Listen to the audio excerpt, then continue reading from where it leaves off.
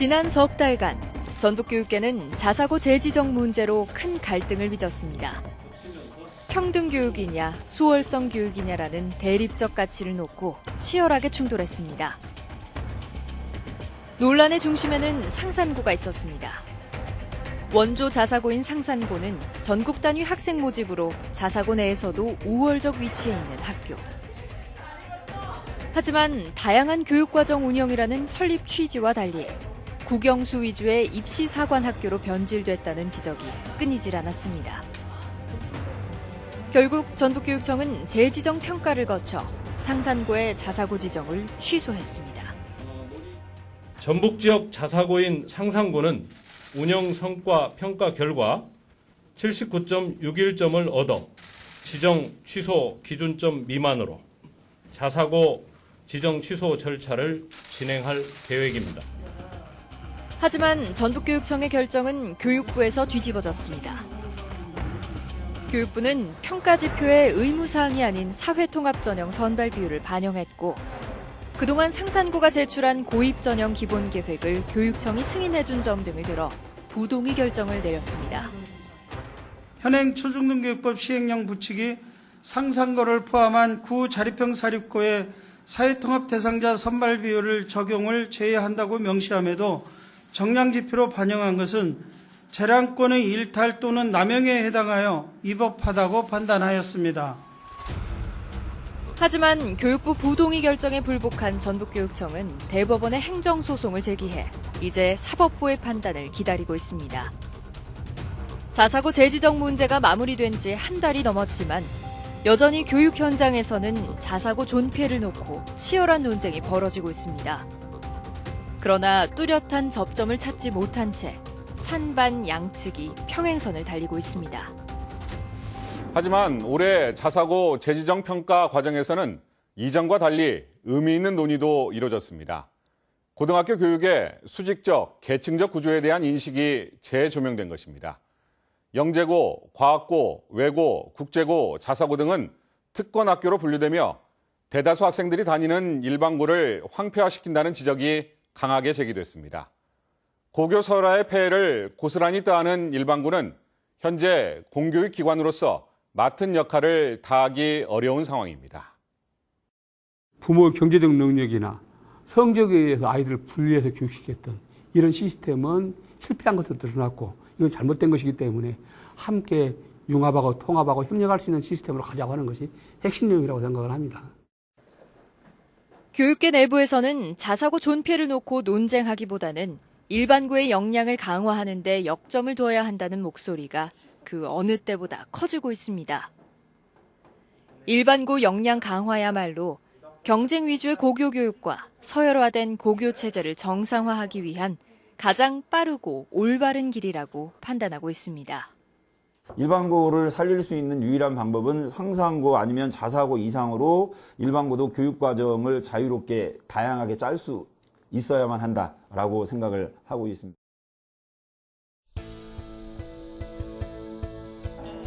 남원의 한 여자고등학교 2학년 국어 수업. 오늘의 학습 주제는 통일신라시대의 문장가 최치원의 시 촉규화. 수업이 시작되자마자 아이들은 매우 익숙한 듯 3-3-5 둘러앉아 오둠 수업을 시작합니다. 이번 시간의 수행 과제는 시인 최치원을 사물 3가지에 비유해 설명하는 것. 과제 수행을 위해 학생들은 가장 먼저 최치원이 누구인지 또 어떤 인생을 살았는지를 휴대폰을 통해 검색합니다. 신라시대 신분제의 한계 때문에 사회개혁에 실패한 천재 지식인의 삶에 대한 학생들의 평가는 다양하고 또 기발합니다. 자신과 맞지 않는 시대 상황과 현실로 인해 관직을 포기할 만큼 강한 신념을 가진 사람이라 검정색은 모든 색깔을 검정색으로 바꾸기 때문에 그렇게 생각했습니다. 사회적, 정치적 사이에서 고민을 하다가 그냥 고민만 하고 은퇴를 했기 때문에 그냥 앉아서 생각만 하다가 생각만 했다고 생각을 해서 생각하는 동상이라 했습니다. 몰랐던 시인의 삶에 대해 이해하자 수업에 대한 흥미와 몰입도는 한층 높아졌습니다.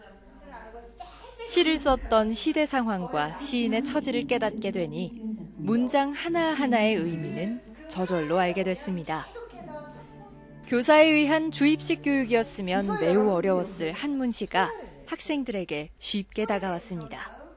작가에 대해서 지식을 듣기만 했지 내식으로 이 사람은 어떤 사람이다를 말하지 못하기 때문에 그 사람의 작품까지 해석하기는 정말 어려운 거죠. 그래서 제가 생각한 것은 이 아이가 이 사람을 어떻게 알게 할 것인가, 이 사람에 대해서 잠깐이라도 고민하게 하고 결국은 사유의 힘을 길러주겠다는 것이 제 수업의 포인트입니다.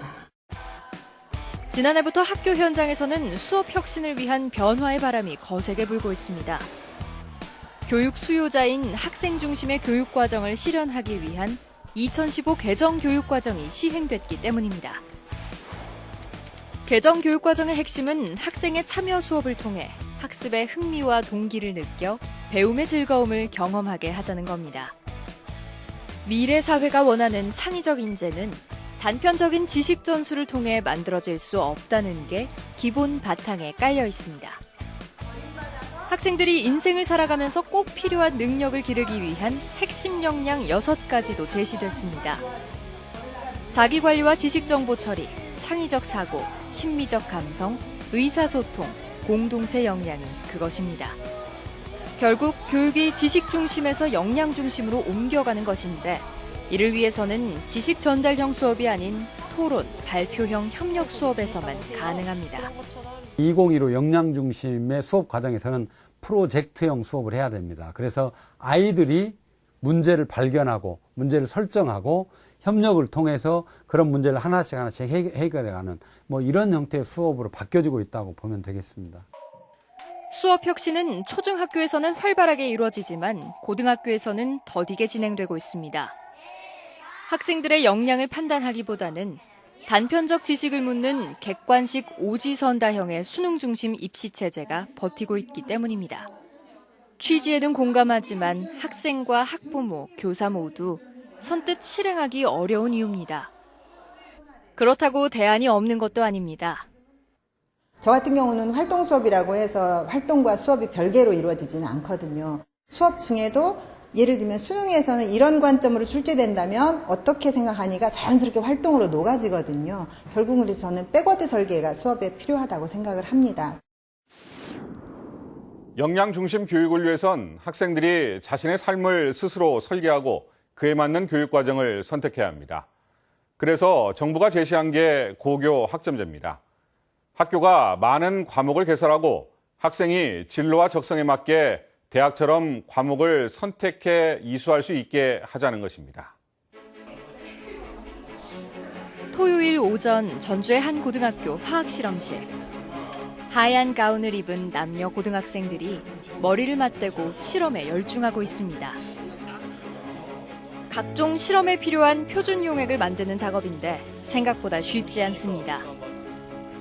0.4g의 수산화나트륨을 정확히 측정해 증류수와 섞은 뒤 뷰렛을 통해 묽은 염산과 혼합합니다. 염산과 수산화나트륨이 만나 수용액의 색깔이 서서히 분홍빛으로 변하면 표준 용액이 완성된 겁니다. 용액의 농도를 정확하게 측정해서 해야지 모든 데이터가 정확하게 나오니까 정확한 용액을 만들기 위해서 농도를 정확하게 측정하는 겁니다. 책에서 어렵게만 느껴졌던 각종 화학식의 원리가 직접 실험을 해보니 쉽게 이해가 됩니다. 수업을 받으니까 막상 실험을 해보고 할 기회가 없는데 이렇게 실험을 해보고 각종 원리를 이해한 다음에 그걸 직접 실험에 적용해보는 활동을 통해서 과학에 대한 흥미를 높일 수 있고 더욱 이해 또한 증가하는 것 같습니다. 생물 실험실에서는 양파 표피 세포를 관찰하고 길이를 측정하는 실험이 이루어지고 있습니다. 슬라이드 글래스 위에 표피 세포를 얹고 현미경으로 들여다보니 세포의 단면들이 확연히 드러납니다. 저반 마이크로미터의 눈금을 이용해 세포의 크기를 측정한 뒤 관찰 결과를 친구들과 토론합니다. 이 생물 실험실에서는 앞으로 한 학기 동안 DNA 확인, 광합성 색소 분리 관찰, 돼지 심장 해부 등 다양한 실험이 예정돼 있습니다. 휴일에 과학실험실에서 이루어지고 있는 이 같은 수업은 오순도순 공동교육과정입니다. 과학 거점 학교인 이 학교는 올 한 해 물리, 화학, 생물, 지구과학 등 4과목 실험을 개설했습니다. 해당 학교 학생뿐만 아니라 과학에 관심이 많지만 학교 여건상 실험이 여의치 않은 인근 5-6개 일반고 학생들이 참여해 수업을 받습니다. 한 과목당 15명 내외의 학생들이 참여하며 수업을 이수하면 졸업 시수에 반영됩니다. 하고 싶은 학생들의 필요가 그만큼 많다는 거잖아요. 그래서 이러한 필요를 반영할 수 있는 다양한 교육과정이 편성된다면 더 많은 학생들을 이로 인해서 재미와 편의를 느끼고 배움의 기회를 얻을 수 있지 않을까 생각합니다. 현재 도내에서 15개 학교가 거점 학교로 지정돼 학교별로 특색 있는 공동교육과정을 운영하고 있습니다. 예를 들면 A 학교는 국제정치, B 학교는 음악 공연 실습, C 학교는 연기이론, D 학교는 체육전공 실기 등입니다. 일반 교과에서는 소화할 수 없는 데다 많은 학생들이 관심 있는 과목도 아니어서 단위 학교별로 교과목을 편성하기가 쉽지 않기 때문에 공동교육과정을 개설한 겁니다. 학생들은 각자 관심 분야에 따라 과목이 개설된 학교를 찾아가 다른 학교 학생들과 같이 수업을 들을 수 있습니다. 오순도순 공동교육과정은 지난해부터 시행됐는데 한 해 700명이 넘는 일반고 학생들이 자발적으로 참여하고 있습니다. 일반고 학교에서 갈증을 느끼고 있는 과목들에 대해서 아이들이 지원을 하다 보니까 수업에 대한 만족도, 수업에 대한 열의, 이런 부분에 대한 평가가 전부 다 좋고요. 평일 저녁 7시 고등학교 내 간이 스튜디오. 사회 담당 교사가 국제경제에 대한 온라인 강의를 하고 있습니다. 교사 뒤로 보이는 컴퓨터 모니터에는 현재 수업을 듣는 학생들의 모습이 실시간으로 보입니다. 미리 강의를 신청한 학생들이 개인별 노트북으로 해당 사이트에 접속해 수업을 듣는 겁니다. 학생들은 오늘의 학습 주제인 세계화의 문제점에 대해 온라인으로 그룹 토론을 하고 발표도 합니다. 대도국과 선진국과의 경제격차가 더 커짐으로써 오히려 세계화가 아닌 선진국만을 위한 지구가 될 수 있기 때문에 온라인 공동교육과정은 EBS의 강의식 온라인 수업이 아닌 교사와 학생이 상호작용을 하는 실시간 쌍방향 수업입니다. 전북교육청은 전주와 남원의 일반계 고등학교 2곳에 스튜디오를 설치하고 올 2학기부터 시범 운영하고 있습니다. 개설 과목은 희망 학생이 적거나 교사 수급이 어려워 단위 학교 내에서 소화하기 어려운 소인수 심화 과목입니다. 지역 여건에 구애받지 않고 인터넷이 연결되는 곳이면 어디서든 수업을 들을 수가 있어서 농산어촌 학생들에게 다양한 교육과정을 제공할 수 있다는 장점이 있습니다. 과목당 12명 정원으로 운영되는데 전주에 개설된 과목에 군산과 익산, 남원 등 6개 시군 지역 학생들이 신청할 정도로 호응이 뜨겁습니다. 학교에서는 실제로 시간도 부족하고 선생님들도 부족해서 아이들이 원하는 과목을 듣지 못하는 경우가 많거든요. 근데 온라인 공동교육과정을 하면은 다른 학교에서 개설이 안 됐어도 본인이 듣고 싶은 과목을 선택해서 들을 수 있는 게 가장 좋은 점인 것 같아요. 하지만 스튜디오 제작과 방송기기 설치 등에 한 학교당 수천만 원의 예산이 필요하기 때문에 빠른 시간 내에 확대하는 건 한계가 있어 보입니다. 온라인 공동교육과정의 한계를 극복하기 위해 시도되고 있는 게 학교별 소수학생 선택과목제입니다. 학생들의 소질과 적성, 희망에 따른 다양한 진로 중심 교육과정이 운영됩니다. 매주 수요일 정규 수업이 끝나면 이 학교에서는 10여 명의 학생이 따로 모여 사회과제 연구 수업을 합니다. 정치나 외교, 경제, 사회학과 진학을 원하는 학생들로 사회 문제에 대해 심도 있는 탐구를 하기 위해 모였습니다. 이번 학기에 각 그룹별로 제시한 연구과제는 고등학생 수준을 뛰어넘는 무거운 주제들. 부모의 소득 격차로 나타난 영어 교육의 문제점, 난민법을 통해 본 난민 수용에 대한 종합적 고찰, SNS로 접하는 과장 광고의 문제점과 해결 방안 등입니다. 난민법을 포함한 현 난민 정책의 성과와 한계를 탐구하고 그리고 이슬람권 난민에 대한 부정적인 시민의식을 개선하고 학생들은 연구 주제에 맞게 가설을 세우고 자료를 수집해 발표한 뒤 학기 말에 소논문을 제출합니다. 평가는 상대 평가가 아닌 그룹별 성취 평가제가 적용됩니다. 수능 공부나 내신 공부를 하기 바쁜데 이번 소수과목 수업을 선택함으로써 조금 더 사회 문제에 관심을 가지고 더 나아가 국제 이슈에까지 관심을 가지는 등 제가 원하는 공부를 할 수 있는 시간인 것 같아 신청하게 되었습니다. 교사는 아이들이 스스로 연구 과제를 수행할 수 있도록 최대한 개입을 자제한 채 길잡이 역할만을 합니다. 친구들과의 토론과 협력을 통해 역량을 키워나가는 게 미래 인재에게 꼭 필요한 교육이라고 생각해서입니다. 실질적으로 수능 문제가 그렇게 어떤 수학 능력을 평가할 수 있는 어떤 도구는 사실 못 되거든요.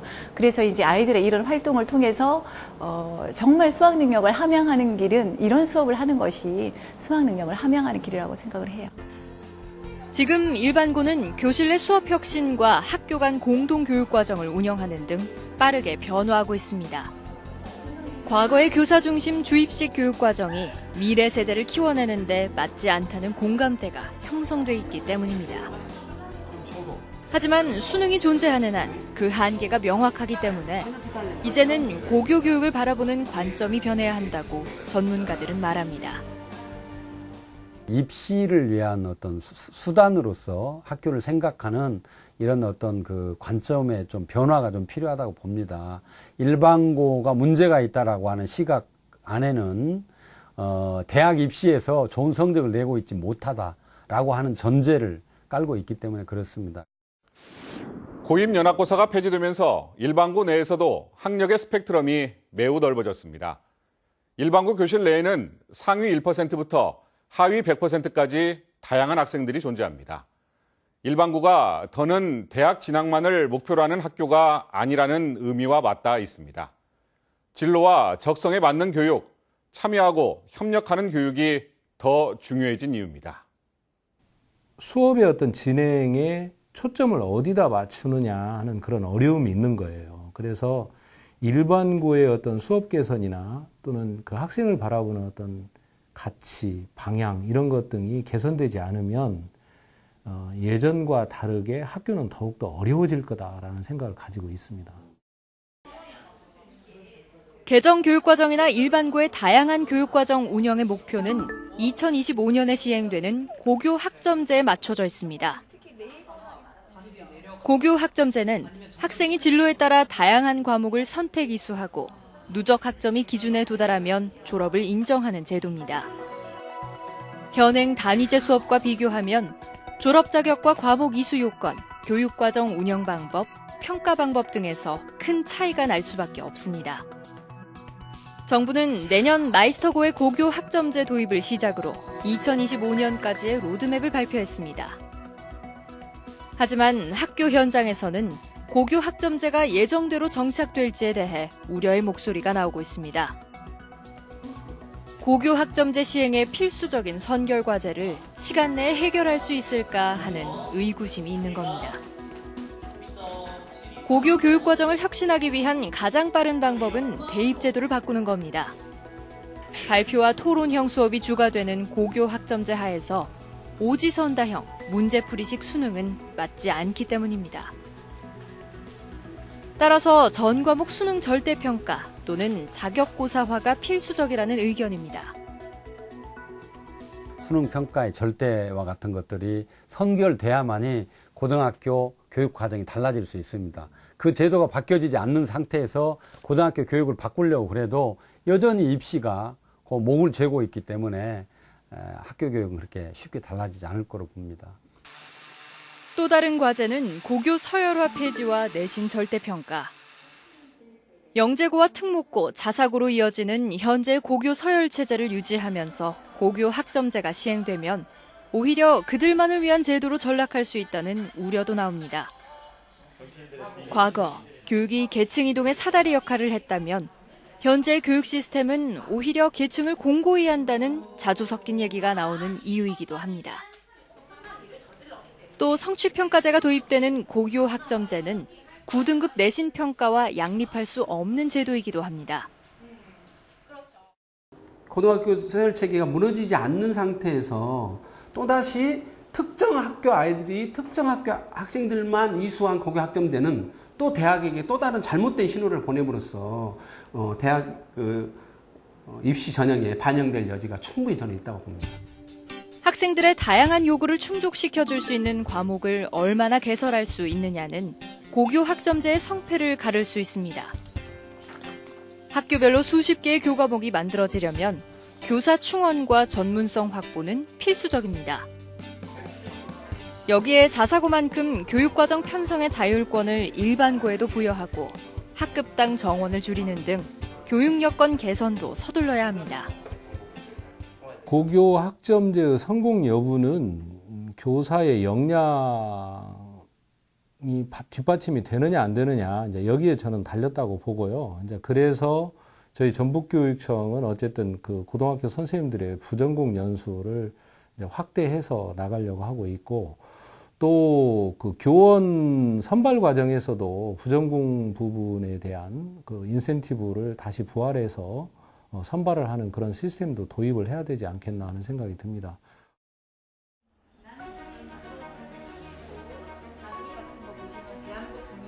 교육의 패러다임이 바뀌고 있습니다.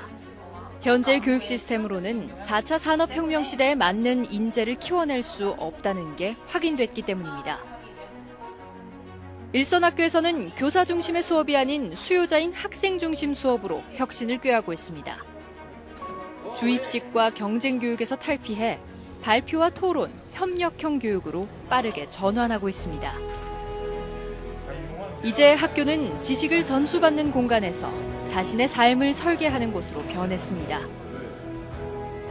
미래를 대비하는 가장 근본적이고 효과적인 전략은 교육 여건을 최고 수준으로 만들어 인재를 키우는 겁니다.